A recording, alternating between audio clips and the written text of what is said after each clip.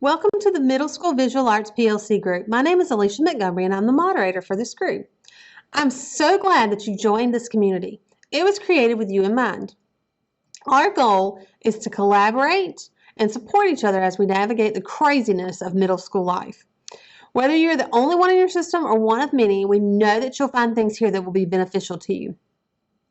So make sure that you set up your notifications and check back often to see post discussions and support that we're going to be sharing. And please engage in any discussions and offer up any support or questions that you may have. Also, share this platform with your colleagues so that you can help them out as well. Today's topics are going to be formative and summative assessment, and I'm also going to demonstrate how I teach the bedroom one-point linear perspective bedroom design project. I'm also going to show you some of the formative and summative assessments from that project as well. So first, we need to talk about what formative and summative assessments are. Formative assessment refers to a wide variety of methods that teachers use to conduct in-process evaluations of students' comprehension, learning needs, and academic progress during the lesson, unit, or course. Okay, in other words, formative assessments are for learning. Those are the things that we do to see how our students are learning, to see how they're growing, and continue from there. So what is the value of formative assessment? First, learning happens faster when you use formative assessments. Studies have shown that formative assessment accelerates learning. The action research conducted and documented by educators involved in arts assessment for learning corroborates this. They stated that many teachers have noted that time spent setting up and acclimating their students to a formative assessment process was more than made up for by the speed at which they learned. In the classroom, feedback is a shared responsibility. We have to give them feedback and they have to be willing to do that for each other as well. This climate of constructive criticism fosters studio work habits of being like a real artist. A process that students find really motivational. The second value is students get to grow artistically. Formative assessment focused our students on their works and their processes, and as a result, they take more ownership in what it is that they're doing. For example, a third grade English learner, during a peer review of her drawing, a student said that she should make her tree bolder, thicker. And searching for the right word, she said, but I want my tree to be delicate. So this helps our teachers learn. Right? She'd taken ownership of her work, articulated her decision, and stuck to it. This happens in classrooms where they use formative assessment on a regular basis. Students build confidence in their artistic voice by working and thinking like artists. They know the criteria that they need to reach, and they work to build towards that with peer critiques and formative assessments from the teacher as well. So some examples of formative assessments, right? Peer critiques of student work are a good example, and I'll talk to you in just a moment about some methods to do that. Portfolios of the student's work so they can see growth. Student reflective journals. Student interviews and questionnaires so you can talk to them about their artwork, kind of what they're going for, what problems they think they may encounter, or what kind of techniques that they're going to use based on what they know about the materials that they're using. Some sticky notes are really good for formative assessments, and then actual labeling on their sketches that they do before they start on any project. All right, so student reflective journal prompts are really helpful in just kind of giving them some ideas of what you want them to do. So I'm not going to read all of these to you, but I will post these in the Georgia Department of Ed community for middle school. So how did you use your own unique ideas in your work? What did you use as inspiration? Did you gain skill with familiar materials, or did you kind of challenge yourself to learn a new technique with those materials, or use a material that you haven't used before? What are you intending to say with your artwork? How is this artwork about you or what you like? Did you try something that you weren't sure about as part of this project? Like maybe something that challenged you a little bit? Did you have a classmate or a teacher or another artist friend that helped you figure out what you wanted to do, kind of give you some inspiration? When did you take a step back and analyze what you did and what you need to work on or make better to improve your project? Right? How did you use technology as a tool if you did? So those are a lot of different prompts that students can just do really quickly, short answers in their sketchbook or on a sheet of notebook paper that they just turn into you, or an index card on the way out the door, just kind of to help you see what they're thinking. All right, so one of the types of critique methods that you can use for peer critiques is called the tag method. And the tag method is where you can use a sticky note or an index card, and students are going to tell you three things, or tell each other three things. They're going to first tell the students something that they like about their artwork. The second thing they can do is ask a question about the artwork. So it may be something like, well, what does this mean to you? Or why did you use this color? Or how did you do that technique? And then the third one is G, this is give. So it's give a suggestion on how to improve the artwork. And I talk to my students about how you can do that positively. So, hey, maybe if you mix this color a little bit darker, or if you make that tree wider, or whatever the case may be. So those are really cool, and it helps students to do peer critiques without a lot of the drama that sometimes you can run into with those and being negative. All right, another type of peer critique form is where you just do a little sheet, and so that they would tell each other the best part of your artwork is, and they would fill in the blank. Can you tell me how you, and you'd fill in the blank. So one thing you may want to change, fill in that blank. And then your artwork makes me think of what? So it could be a place, it could be an emotion, right? However those students want to deal with that. So this is just another way of doing the tag method. All right, another thing that you could do is have the sticky notes. Sticky notes could be labeled for all kinds of things. So one of the things you could do is you could label where students used warm or cool colors, right? Label where you used a complementary color. Right? Label where you used perspective. Right? So they could do anything with these sticky notes. They could write 3 facts about an artist that you talked about in class today. And then they could just hand those to you as kind of like a ticket out the door. That kind of gives you feedback on what it is that they're doing. Okay? They could also label on the sketches. They could label where they would use the score and slip method on their clay piece. Right? They could label where they were going to use shading or burnishing if they're using color pencils on their sketches. And so that kind of helps you see their thought process and what they're doing. Okay? The second type of assessment is a summative assessment. Summative assessment plays a critical role in art education and can be defined as an assessment of student learning that occurs at the end of some period of instruction and is used to determine learning. What did they learn? And this is the final one. This is what they've learned all throughout your unit. There are lots of types of summative assessment as well. A presentation of their artwork, so they could stand up and talk about it and give a little critique. A little artist statement, not a critique. Right? They could do a visual verbal journal where they write in their book about things that they enjoyed, things that they had difficulty with. All right, what processes did they learn? It could be a standards-based rubric, kind of like the one you see here on the right. Right? It could be a student reflection. Right? At the bottom, you'll see a presentation of a work that my students did. This was a collaborative project they did for Hispanic Awareness Month. Right? On the Georgia Department of Education platform, there are a lot of different types of summative and formative assessments so that you can go and look through those. So I'm going to just show you real quickly where those can be found and how you can get to those. This is a little video that the Georgia Department of Ed put together.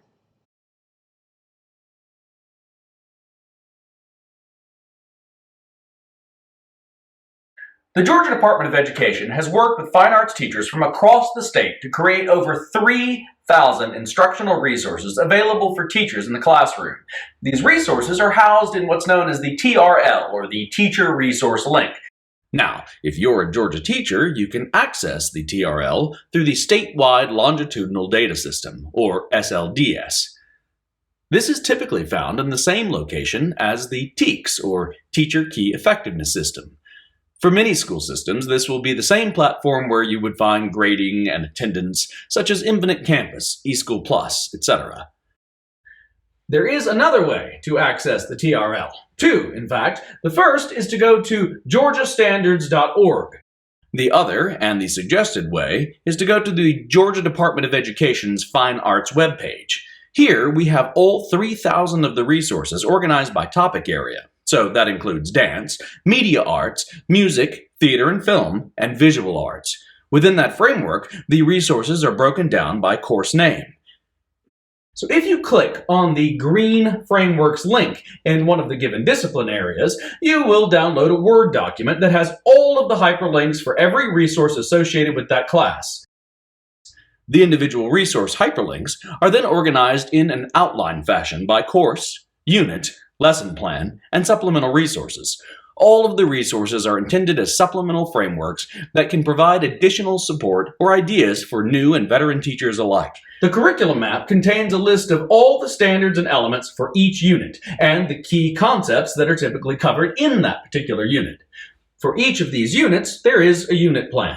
All unit plans include a unit focus, Georgia Standards of Excellence associated with the unit, and a list of all the lesson plans that are contained in the unit, and example assessments, as well as a list of additional resources that either exist in the TRL or as URL links on the web. The lesson plans also have a uniform structure.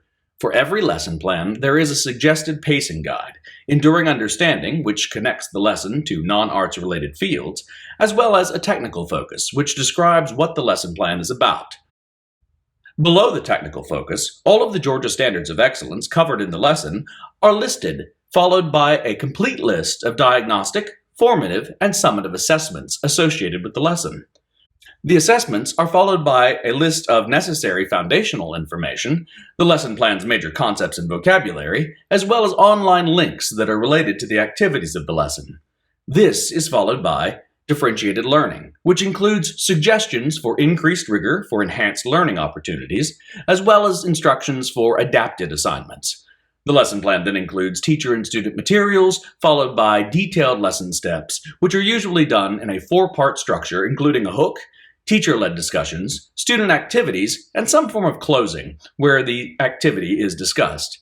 For each lesson plan in the TRL, there is included a diagnostic, formative, and summative assessment. Now, many of these assessments include quizzes, questionnaires, standard-based rubrics for the assignments that are outlined in the lesson plan. Beyond the curriculum map, the unit plan, and the lesson plans, there are also other resources. Every unit has at least one extended PowerPoint that contains terms, definitions, pictures, and examples related to the skills associated with the unit. There are also handouts for teachers and students, worksheets, videos, audio clips, and vocabulary lists. Each of these resources include Georgia artists to make sure that Georgia artists are represented in front of the students so that the students understand working for the arts is a viable career path in the state of Georgia. For additional questions, please contact the Fine Arts team. Jessica Booth, Paul. So here's an example of a rubric that you could find on the Georgia Department of Ed platform. They are all based on the Georgia Standards of Excellence. So you'll see the standards are listed to the left. And then you have an advanced, proficient, emerging, and unsatisfactory column. Right? And it has the number of points listed there that each of those things would be.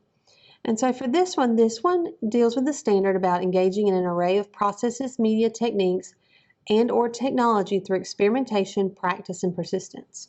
And then it gives you 4 levels of that.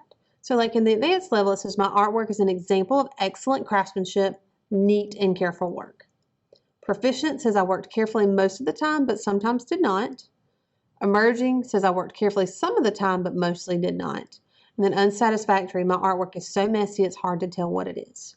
And so there are lots of examples of these for different projects that you can do on that platform as well.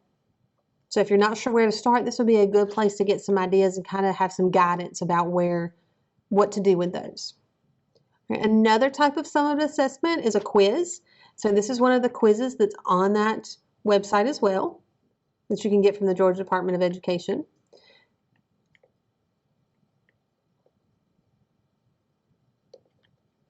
Here's a type of reflection that you could use for a summative assessment. So it gives them some guidance about what to do in their visual verbal journal. You could have students do this there and then check it, or you could have them do it on a separate sheet of paper and turn that in with their project. All right, so the first step in drawing your bedroom design is to draw a rectangle. And we're going to draw a rectangle so that it doesn't fill up the whole page, because you've got to leave room for your ceiling and your floor and your sidewalls. So one of the tips you want to make sure that you do is line your ruler up with the edge of your paper so that your lines are nice and horizontal or vertical. You don't want your ruler to be like this or way back here or way up here. Okay, you want to make sure that it's lined up with the edge of your paper.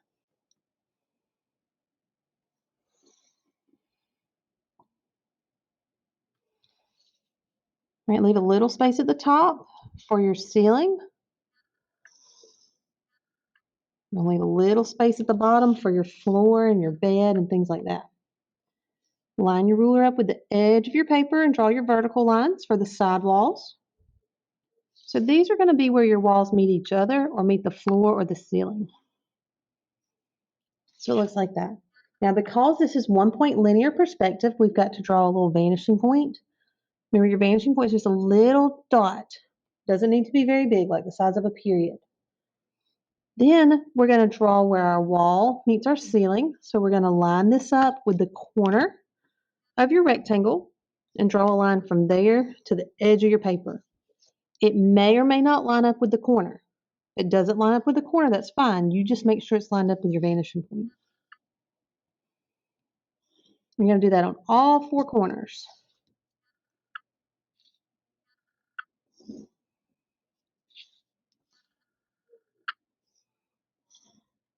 Okay, so then wall, wall, floor, ceiling, and then this is the wall that you're looking at. Remember, your vanishing point is like your eye level. All right, so the next thing that we're going to do is we're going to draw a window. I'm going to draw mine on this side. Think about where your windows are in real life. You don't want your window to go all the way to the top of the wall. Got to have something to hold it in. So I'm just going to pick a place for the top of my window to be.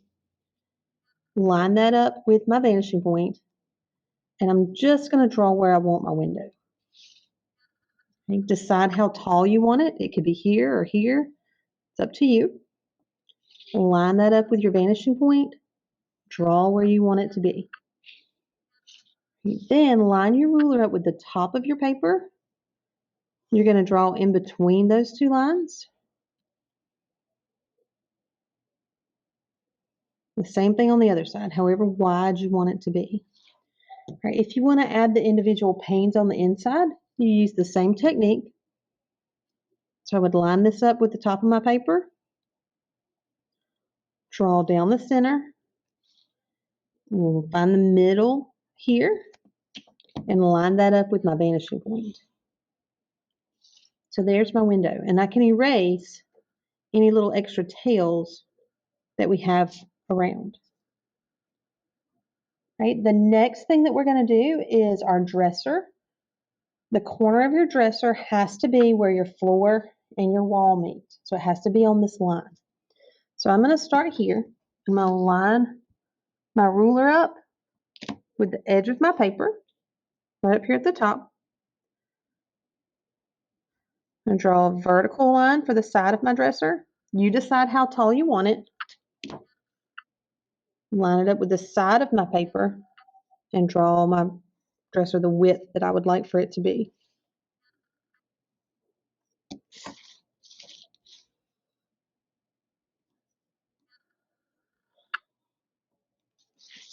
Then I'm going to draw lines lightly, because you're going to have to erase part of this, from my dresser to my vanishing point, from this corner to here and this corner to here. I don't have to do this one because it would go through itself.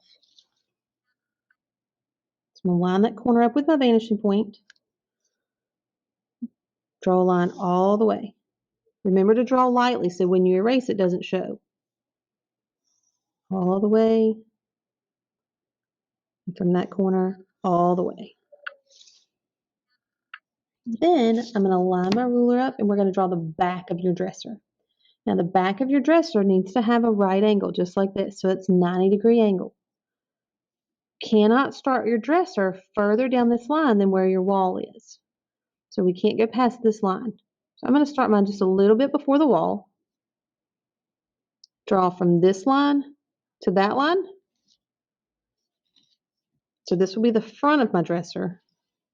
Line it up on the side of my paper, and I'm going to draw from this line to the other line.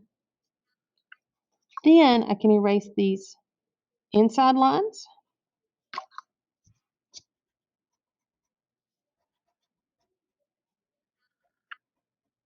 So we don't need those anymore. We don't have a ghost dresser, so it's not see-through. And then erase these extra guidelines that we don't need anymore. Do not erase your vanishing point. You will need it again in a little bit. So there's my dresser. Right, this is the side, the front, and the top. So the next thing we're going to do is we're going to add drawers to our dresser. So just like with your window, decide where you want the top to be. Line that up with your vanishing point. Draw a line across. Pick where you want the bottom to be. Line it up with your vanishing point. Draw a line across. Go ahead and draw your lines for however many dresser drawers you're going to have. I'm going to have 2 on this one. So it'll look like this. I'm going to line my ruler up with the edge of my paper, and I'm going to draw the sides of my dresser at the same time. So that way they line up even.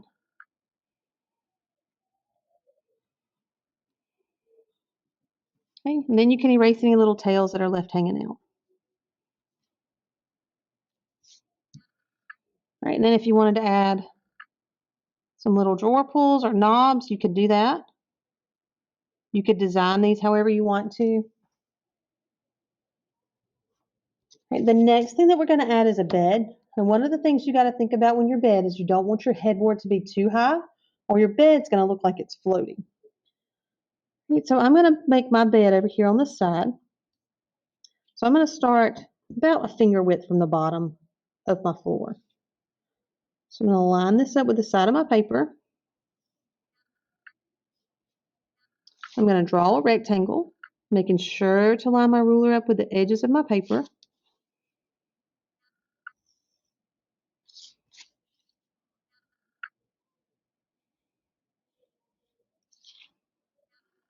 Oops, let me straighten that up a little bit.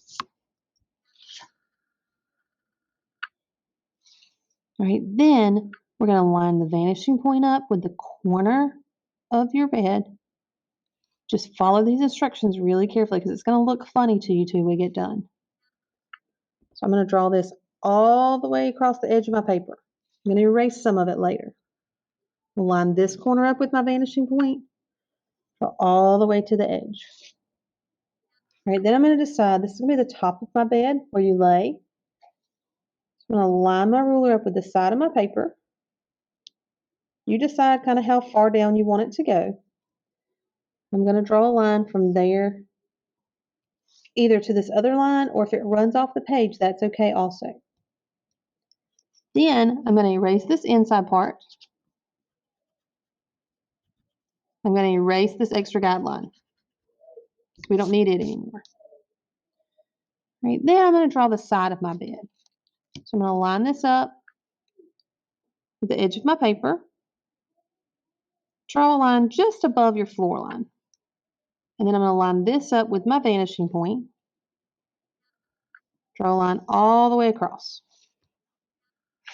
Right, then we've got to draw a rectangle for the foot of our bed, and that rectangle is going to start here. So I'm going to line this up with the end of my paper, and I'm going to draw from here to there. Can you erase this because I don't need it anymore, and this inside part. So this is the side of my bed. Okay. I'm going to draw the foot of my bed by drawing that rectangle we just talked about. It's going to go all the way across. And then mine is really close to the edge of my paper. If yours runs off the page, that's okay. Erase those little tails. Make this not see-through.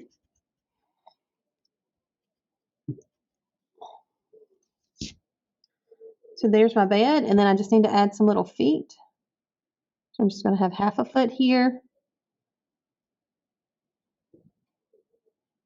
And a foot on this side, and those don't have to line up with your vanishing point. Okay. So there's my bed. Now to do your flooring has to line up with your vanishing point too. Okay, if you want to do a rug that's just an oval rug, you would draw it just like you normally do, just an oval. Mine kind of goes up under the edge of my bed. If you want to do a rectangular bed, it has to line up with your vanishing point too. So let's say I'm going to have my rug in front of my bed. I'm going to line this up with the vanishing point, draw my rug wherever I want it to be, line my ruler up with the side of my page, draw it the width that I want it, line that end up with my vanishing point, line it up with the side of my paper, and draw the other side. So there's my rug. Now for our floor, I usually recommend to my students to use the inch side for their practice one, just so it's big enough you have room. Okay, when you start your final one, you probably want these to be a little bit closer together. So we talk about finding your zero line, which is the end of your ruler. Okay, sometimes it'll have zero here. These particular rulers do not. And you want to make sure that you're on the side that says inch. So I'm going to line that zero line up with the edge of my paper. And then where my inch marks are, so like this is 1, 2, I'm just going to make a little mark all the way across for each inch. And that helps keep it even so it looks really nice and neat. It helps with your craftsmanship. Right, then I'm going to take my ruler and I'm going to line each of those marks up with my vanishing point. And I'm going to draw from the edge until I run into something. So in this case, it's my bed. So I'm going to draw from the edge till I run into something. From the edge till I run into something.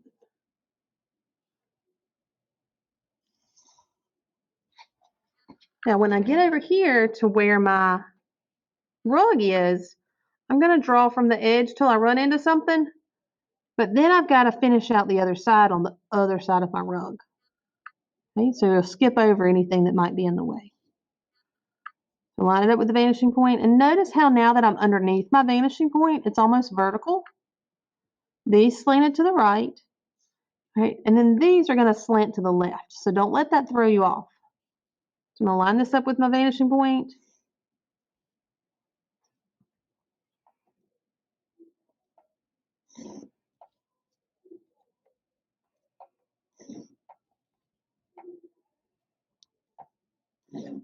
So there's all of those. Now, when you get done, you need to look for things like, hey, this space is really a lot wider than these are.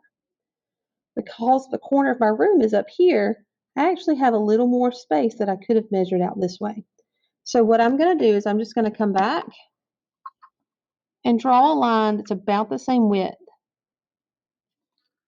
in between those. Same thing on this side. Draw one that's about the same width right in between those. Okay. Now, when you are laying hardwood floors, they do not make one plank that goes across the whole length of the floor.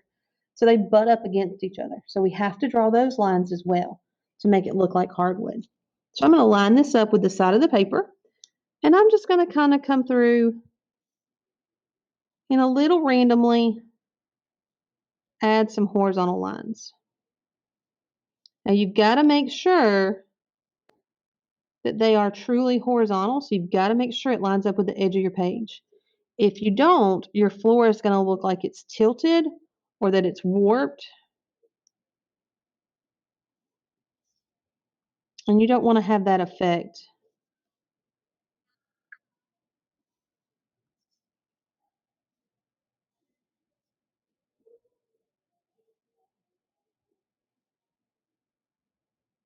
In your drawings.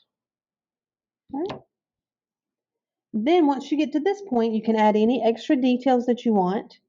Right? Things that are on the back wall would be rectangular. They're that shape. You don't have to line those up with the vanishing point. So for example, if I wanted a door back here, line it up with the edge of your paper. Think about your relationship between parts. So you want to make sure that it's tall enough for a person to actually go through and not short like your bed. So there's my doorway. You could add a frame around it if you wanted to.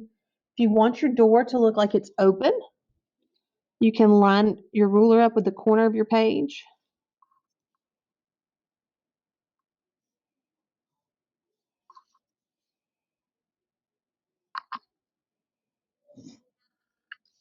Just like that. And then I could add my little doorknob here. And if you want to extend your floor out here, you can. You do need to have a floor wall line. So I might draw a line here. And then my flooring would continue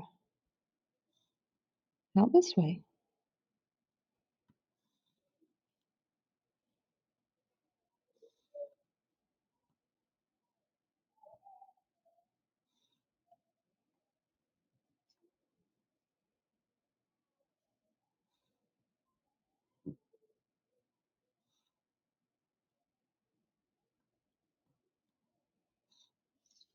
That. And then you could add your little horizontal lines like we did before.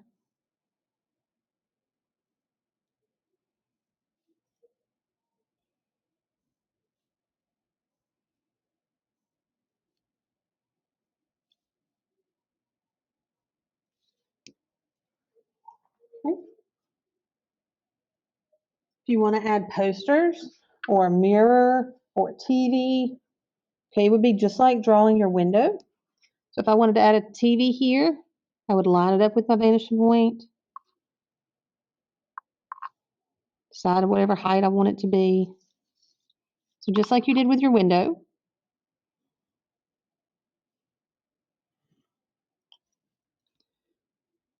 Now, if you're just going to have a poster, you would just draw whatever's on your poster here. If it's going to be a TV, TVs are, even though they're called flat screens, are not paper thin. So we do want to draw so that it has a little bit of thickness on the end, just like that. Okay, you could add a poster here, need some lights. So the thing that you need to have on your final drawing is you need to have a bed, a window, of course, all your walls and your floor and your ceiling, a dresser, lots of extra details, not just the one or two that I drew, and a light. It could be a light on your ceiling, it could be LED lights, it can be a lamp, it can be a floor lamp. You just have to have a light of some kind. Right, so once you finished your sketch, let me know. I'll check those, and then I'll give you your paper for your final one. Right, remember, it'll be a lot bigger. It's going to be 12-inch by 18-inch paper. Questions?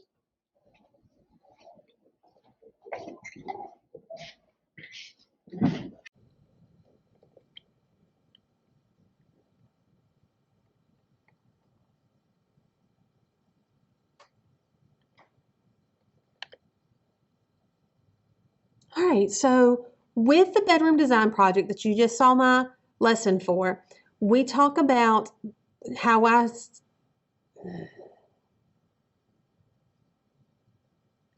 with the bedroom design project that you just saw an example of, this is one of the ways that I do their formative assessment. So we go through step by step how to draw this in their sketchbooks. And then I look at their drawings and I check for things like, did they line it up with your vanishing point?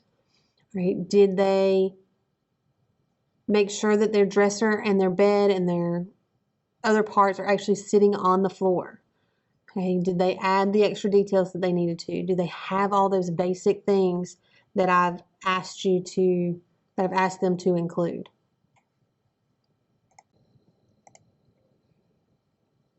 All right, here's an example of a summative assessment. So this would be their finished project. So this is what it could look like. It has all the requirements that we talked about for their formative assessment. It has the bed, the dresser, the window, everything's lining up with your vanishing point. And they have lots of extra details. They've included their lights. Everything's drawn correctly, or mostly correctly. So those are the things that I'm looking for. So this would be one example. Okay. So I show my students an emerging, proficient, and an exemplary example before they start. So this is an example of one of the proficient ones. There's not a lot of details. It does have the required minimum, but it doesn't have those extra details and things that it needs. We talk about outlining or coloring. This would be my emerging. So it has all of the things there. It's got some extra details, but it kind of sticks with just straight angles. Okay. They did add lots of extra details outside of the windows, as well as details on the rug and the doors. And then this would be my proficient one. I'm sorry, this would be my exemplary one. So they've got all the minimum details, but then they went back and added their extra details. She added a little bit more depth over here on her drawers and the bottom of her dresser. She went ahead and added a laundry basket, so something that's not necessarily so square, but she's still got it so that it looks like it's on the floor. She's added a figure here. We've added a light fixture that has a lot more details than just the basic little canister lights. Got some depth on our curtains. We've got a little bit of depth with a little design hanging down. So this one goes a little bit above and beyond for a 7th grader. So the rubric that I use is similar in setup to the one that the Department of Ed uses, except I go ahead and add a question that makes it a little bit easier for the students to understand what I'm looking for. And I give them this to them a few days before their project is due. So that way they can look at it and kind of do a mini formative assessment for themselves to look and see, okay, what do I need to add? What do I need to change? What do I need to do to make sure that I'm in the category where I want to be? And so the way I have these set up is that it has the question at the top. I put the Georgia Standard of Excellence on the left, and then they have a ranking 1 through 4. 1s are not good. I tell them that means you didn't even try. 2 means you kind of half did it. 3s are good, and 4s are excellent. So my first question is, did you have straight lines? And the standard of excellence that I'm looking for those things is, did you choose from a range of materials and our methods of traditional and contemporary artistic practices to plan and create works of art? And then the visual arts creative number 3 says to engage in an array of processes, media techniques, and or technology through experimentation, practice, and persistence. Okay, so number 1, it says I did not use a ruler and do not have any straight lines on my paper. 2 says I used a ruler some of the time and some of my lines were straight. You'll see it gets a little bit better. 3 says I used a ruler at all times and most of my lines are straight. And then 4 says I used a ruler at all times and all of my lines are straight. And so we talk with my students about what those things mean, and we talk about the 4s for each category. All right, the next category, do you have those minimum requirements that I asked you to do? Right. So this one is, do you have your walls, window, bed, dresser, flooring, light fixture, and many extra details? So the number 4 level one says, I have these parts on my drawing. My room also has many extra details. And I give them a few examples of what those extra details would be. So that kind of helps inspire them and get them going in the right direction. Then again, I have the Georgia Standards of Excellence over here on the side. Same 2 that we use for the other one as well. Right, the next one, do you have one vanishing point? Right, and the new standard of excellence that we're looking at with this one is to incorporate formal and informal components to create works of art. So this one helps make sure that all the students have used the vanishing point and all of their diagonal or their orthogonal lines go to that point. Next one, do you have good craftsmanship? That's your neatness, and we talk about that with the students, what that means, how to color neatly, how to shade or add value if we're going to do that. And so a 4 says my project was neat and clean, eraser marks were completely erased, and my paper does not have any tears or folds. The next one, do you use tools and materials wisely? So this one talks about I conserved materials and cared for them as if they were my own. The next one, do you use your time wisely and work well with your teammates? So this one goes with I assist my teammates when asked, follow all classroom rules, and never disturb class. Right, the next one is your work creative and original. You're going to visualize and generate ideas for creating works of art. And then again, we have choosing from a range of materials. But this one says I thought of many ideas and sketched them. before deciding on my final design, and I tried unusual combinations. I demonstrated outstanding problem-solving skills. Right, and then I give them a little reflection to go along with their rubric. And that does that creative 3, but it also hits creative 5 and reflection number 2. So the creative number 5 says I will reflect on, revise, and refine works of art, considering relevant traditional and contemporary practices as well as artistic ideation.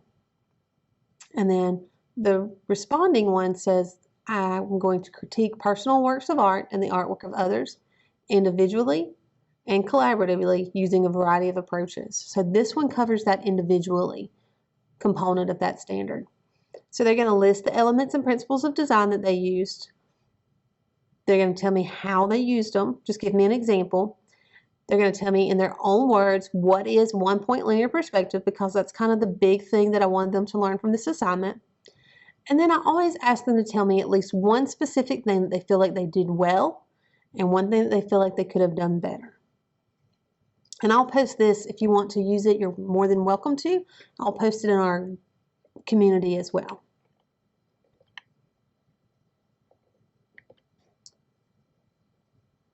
All right, so formative and summative assessments are really important for our students' growth and learning, but our own as well. By completing diagnostic, formative, and summative assessments, we are also meeting the TEKS standards that are going to help us ensure that we're growing as teachers as well. So number 5 deals with assessment strategies, and number 6 deals with assessment uses. And this is all just using valid and appropriate assessments for the students that we teach and finding different ways to do that. Okay, if I have students that have trouble writing, right, then I may let them answer their reflection to me verbally. If I have students that are online, then I may have them do it in some type of form and email it to me. Or I may have a form that I can send to them or a rubric that I can send to them digitally in some format, whether it be through Google Classroom or Microsoft Office or Microsoft 365, whatever it is. So there are lots of different ways you can incorporate these different formative and summative assessments that we've talked about today. All right, so thank you for joining us. I hope this has been informative and helpful and has given you some inspiration and some new ideas. So please take a few minutes to participate in our discussion question. I can't wait to hear all your wonderful ideas and things that you have tried or different types of assessment that you like. If you've tried one of these that I've talked about today, please let me know. And be sure to subscribe so you don't miss out on any of the fun. Make sure you look at the updates and posts and discussions and participate in those as well. All right, remember, monthly we'll be posting new videos, each with its own topic tailored just for us middle school teachers. If you have any suggestions or ideas, please don't hesitate to let me know.